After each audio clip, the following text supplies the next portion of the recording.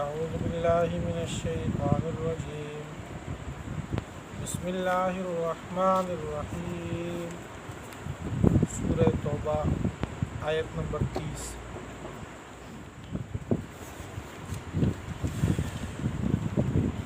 سورہ توبہ گزشتہ کل کے درس میں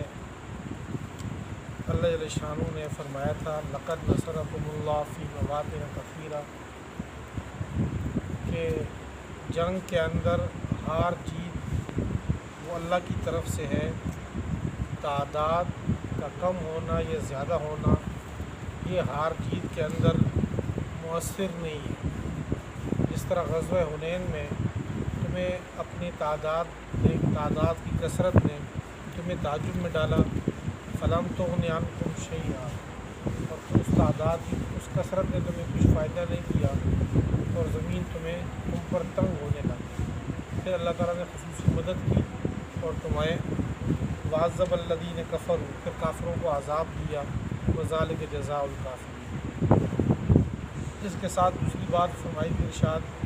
یا ایھا الذین آمنوا انما المشرکون نجس، کہ مشرک عقیدے کے لحاظ سے گندے ہیں، ناپاک ہیں، لہٰذا اس سال کے بعد آئندہ کبھی وہ مسجد حرام میں ان کا داخلہ ممنوع ہے، وہ داخل نہیں ہو سکتے۔ اگر ان کے نہ آنے کی وجہ سے تمہیں یہ خوف ہو کہ اگر وہ لوگ نہیں آئیں گے تو پھر ہمارا روزگار تجارت کیسے چلے گی، اللہ فرماتے ہیں فسوف یغنیکم اللہ من فضلہ ان شاء، اللہ تعالیٰ اپنے فضل سے تمہیں غنی کر دیں گے، اللہ کی طرف متوجہ ہو۔ آج کی جو آیات ہیں اس میں یہود و نصارہ کی طرف سے ایک شکوے کے طور پر ذکر اللہ تعالیٰ نے ذکر کیا کہ یہود و نصارہ دونوں شرک میں مبتلا ہے۔ یہود حضرت عزیر علیہ السلام کو اللہ کا بیٹا سمجھتے ہیں اور نصرانی یہ حضرت عیسیٰ علیہ السلام کو اللہ کا بیٹا سمجھتے ہیں۔ چونکہ انسان فطری طور پر انسان کی خصلت میں یہ بات ہے کہ یہ جو چیز عجیب دیکھتا ہے اس کے سامنے سیدھا ریز ہونے کی کوشش کرتا ہے کہ یہ میرے حالات میں مؤثر ہے۔ اب بھی اتنے یعنی کہ 1400 سال تو اسلام کے گزر گئے، ہزاروں سال دنیا کے ہوئے، سابقہ آپ امتوں کو دیکھیں اور آج کے حالات دیکھیں، اب بھی کسی کے اندر کوئی عجیب سی چیز نظر آئے تو ہمارے قریب میں ہمارے پڑوس میں جو انڈیا ہے وہاں ہم دیکھ لیں کہ ان کے مندر میں روز ایک نیا بت آتا ہے۔ اگر آپ باہر کی بات ہے کہ کچھ عرصہ پہلے ہم نے سنا تھا، اخباروں میں بھی آیا تھا کہ ان نے ٹنڈوگر صاحب کی جو ہے نا بت بنا دی کہ اس نے سینچریاں زیادہ کی ہیں، لہٰذا اس میں کوئی چیز فطرت میں کوئی چیز ایسی پائی جا رہی، لہٰذا اس کی پوجا ہونی چاہیے۔ لیکن انسان دوسرے انسانوں کی پوجا کر رہا ہے، کیونکہ اس میں ایک عجیب چیز ہمیں نظر آئی۔ تو ہزاروں سال پہلے یہود و نصارہ کو بھی حضرت عزیر علیہ السلام میں عجیب چیز کیا تھی، وہ ہم نے تیسرے سپارے کے جو دوسرا رکوع ہے اس میں حضرت عزیر علیہ السلام کا ذکر ہے کہ اللہ تعالیٰ نے ان کو موت دی اور 100 سال کے بعد زندہ کیا۔ 100 سال کے بعد زندہ کرنے کے بعد اللہ نے فرمایا تھا قال کم لبثت، آپ کتنے عرصہ ٹھہرے، کتنے عرصے بعد اٹھے ہیں؟ تو پورا واقعہ ذکر ہے او کالذی مر علی قریہ وہی خاویۃ علی عروشہا، کہ حضرت عزیر علیہ السلام گدے سمیت اس بستی سے گزرے تھے،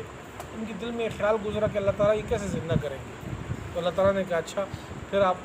پریکٹیکل طور پر سمجھایا ان کو موت دے دی، ان کی گدے کو موت دے دی، 100 سال کے بعد اٹھایا اور کہا کہ اب بتاؤ قال لبثت یوما او بعض یوم، ان نے حالات کو دیکھا، سورج کو دیکھا کہ دن یا دن کا کچھ حصہ، تو کہا کہ فانظر الی طعامک و شرابک لم یتسنہ، کھانے پینے کی چیزیں دیکھو جو ٹفن میں موجود تھا وہ بالکل تر و تازہ، گدے کی طرف دیکھو وہ ہڈیاں بھی گل چکی تھیں اس کی۔ پھر ان کے سامنے اللہ تعالیٰ نے وہ کئی فنون شیرا ثم نکسوها لحما، ہڈیوں کو جوڑا، پھر گوشت جوڑا اس کے اوپر، وہ گدا سامنے آ گیا اس کا۔ تو یہ اللہ تعالیٰ نے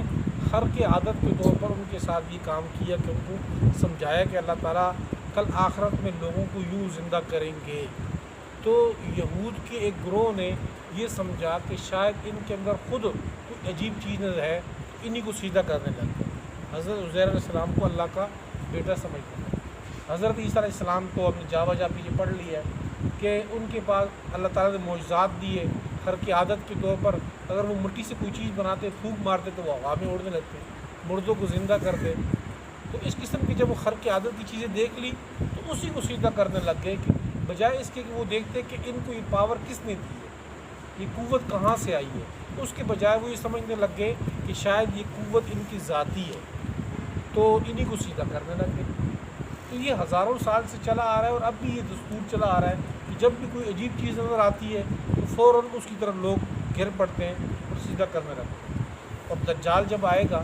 جس کے آپ صلی اللہ علیہ وسلم نے اپنی امت کو ڈرایا اس سے، تو دجال بھی آ کر خرق عادت کے کام کرے گا، خود جہاں چاہے گا بارش برسائے گا، مردوں کو زندہ کرنے والے کام، یہ اس قسم کے کام جو عجیب کرے گا، تو لوگ جو مسلمان ہوں گے وہ لوگ بھی انہی کی صف میں داخل ہونے شروع ہو جائیں گے۔ تو یہاں پر اللہ تعالیٰ نے ان کے شکوہ ذکر کیا اور یہ کہا کہ ذالک قولہم بافواہہم، یہ تو ان کے منہ کی باتیں، کوئی دلیل نہیں، نہ ان کے اللہ تعالیٰ کے بیٹے ہونے پر کوئی دلیل ہے، خود اپنی طرف سے گھڑ لی ہیں ساری باتیں، ان کے پاس کوئی دلیل نہیں۔ وقالت الیہود، اور کہا یہودیوں نے، عزیر ابن اللہ، عزیر اللہ کے بیٹے ہیں۔ ہو سکتا ہے کہ سارے یہودیوں کا یہ عقیدہ نہ ہو، لیکن یہودیوں میں کچھ گروہ اب بھی ہوں کہ ان کا یہ عقیدہ تھا آپ صلی اللہ علیہ وسلم کے دور میں بھی کہ عزیر علیہ السلام اللہ کے بیٹے ہیں۔ وقالت النصارى المسیح ابن اللہ، اور نصارہ نے کہا کہ مسیح یعنی حضرت عیسیٰ علیہ السلام اللہ کے بیٹے ہیں۔ ذالک قولہم بافواہہم، یہ ان کے منہ کی باتیں ہیں۔ یضاہئون، یہ مشابہ ہو گئی ان کی وہ بات جو پہلے لوگ جنہوں نے کفر کیا ان کی بات کی طرح، یا یہ لوگ ریز کرتے ہیں قول الذین کفروا، ان لوگوں کی بات کی جنہوں نے کفر کیا ان سے پہلے۔ قاتلہم اللہ، اللہ ان کو ہلاک کرے۔ انا یؤفکون، یہ کہاں جا رہے ہیں لوگ؟ قاتلہم اللہ، یہ بددعائی کلمہ ہے کہ اللہ ان کو ہلاک کرے، یہ کیسے کدھر گھوم کے جا رہے ہیں؟ اتنے دلال کو چھوڑ کے یہ اپنی منہ کی باتیں ان کے پیچھے جا رہے ہیں۔ اتخذوا احبارہم ورہبانہم اربابا من دون اللہ، ان یہودیوں نے، ان اہل کتاب نے اپنے مولویوں کو، احبار مولویوں کہتے ہیں، اپنے مولویوں کو، ورہبان اپنے پیروں کو، انہوں نے اربابن رب بنا لی ہے۔ جس طرح رب جو ہے اللہ تعالیٰ، اللہ کی ذات، اللہ تعالیٰ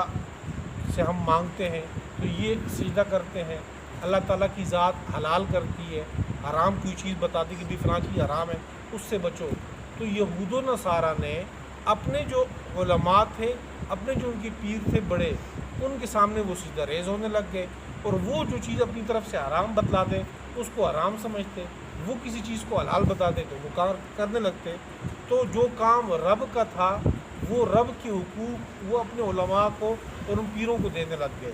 اللہ فرماتے ہیں اتخذوا احبارہم، ان لوگوں نے اپنے علماء کو، ورہبانہم اپنی پیروں کو، اربابن رب بنا لیا، من دون اللہ اللہ کے سوا، والمسیح ابن مریم، اور مسیح بیٹے مریم کو بھی انہوں نے رب بنایا۔ وما امروا الا لیعبدوا اللہ، حالانکہ ان کو حکم یہ دیا گیا تھا کہ تم لوگوں نے صرف اللہ ہی کی، اکیلے اللہ کی عبادت کرنی ہے۔ لا الہ الا ہو، نہیں ہے کوئی عبادت کے لائق الا ہو مگر وہی اللہ ہی ہے۔ سبحانہ عما یشرکون، اللہ پاک و صاف، اللہ صاف ستھرے بلند و بالا ہیں، عما یشرکون ان سے جن ساتھ یہ شریک ٹھہرا رہے ہیں۔ یریدون ان یطفئوا نور اللہ بافواہہم، نہ صرف یہود و نصارہ یہ مشرک ہیں بلکہ یہ اس بات کے در پہ ہیں کہ یہ اللہ کے نور کو مٹا دے۔ یہاں اللہ کے نور سے مراد دین اسلام ہے۔ یہ لوگ چاہتے ہیں کہ اسلام کسی طریقے سے ختم ہو جائے، اندرونی طور پر سازشیں کر رہے ہیں، بیرونی طور باہر جو ہے وہ حملہ آوروں کے ساتھ بھی وہ ملے ہوتے ہیں کہ کسی طریقے سے چاہتے ہیں کہ یہ اسلام ختم ہو جائے، لیکن اللہ فرماتے ہیں کہ یہ اسلام میں نے اس لیے نہیں بھیجا کہ یہ ختم ہو جائے گا۔ آ کر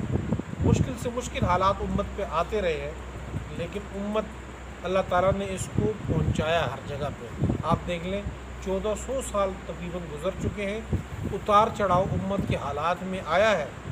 لیکن یہ دین اسلام ختم ہونے والا نہیں، اور قیامت تک یہ رہے گا۔ یہ اللہ کا دین غزوہ بدر میں پیچھے گزر چکا کہ جس وقت 313 صحابہ تھے، آپ صلی اللہ علیہ وسلم نے آسمان کی طرف دعا کے لیے ہاتھ اٹھائے اور یہ کہا کہ اللہ یہ چھوٹی سی مختصر سے جماعت ہے، 313 افراد، اگر یہ آج مارے گئے تو پھر روئے زمین پہ آپ کا نام لینے والا کوئی نہیں ہوگا۔ تو اس کے بعد آپ دیکھ لیں کہ اللہ تعالیٰ نے کتنی برکت ڈالی ہے۔ تو یریدون، یہ لوگ ارادہ کرتے ہیں، ایطفئوا، کہ بجھا دے، نور اللہ، اللہ کے نور کو، بے افواہہم، اپنے منہ کے ذریعے، یہ پھونکے مار کے، تدبیریں کر کے کسی طریقے سے اللہ کے اس روشنی کو مٹانا چاہتے ہیں، بجھانا چاہتے ہیں۔ وَيَأْبَى اللَّهُ، اور اللہ اس بات سے انکار کرتے ہیں، إِلَّا أَن يُتِمَّ نُورَهُ، اللہ یہ کہ اللہ اپنے نور کو مکمل کر دے، وَلَوْ كَرِهَ الْكَافِرُونَ، اگرچہ کافر اس کو ناپسند ہی سمجھتے ہیں۔ وَهُوَ الَّذِي أَرْسَلَ رَسُولَهُ بِالْهُدَىٰ، اور اللہ وہ ذات ہے جس نے اپنے پیغمبر کو بھیجا بالہدیٰ، ہدایت دے کے، ہدایت سے مراد قرآن پاک، ودین الحق، اور دین حق یعنی اسلام، لیظہرہ علی الدین کلہ، تاکہ اللہ غالب کر دے اس دین کو ہر دین کے اوپر اللہ اس کو غالب کر دے۔ وَلَوْ كَرِهَ الْمُشْرِكُونَ، اگرچہ مشرک اس کو ناپسند ہی سمجھتے۔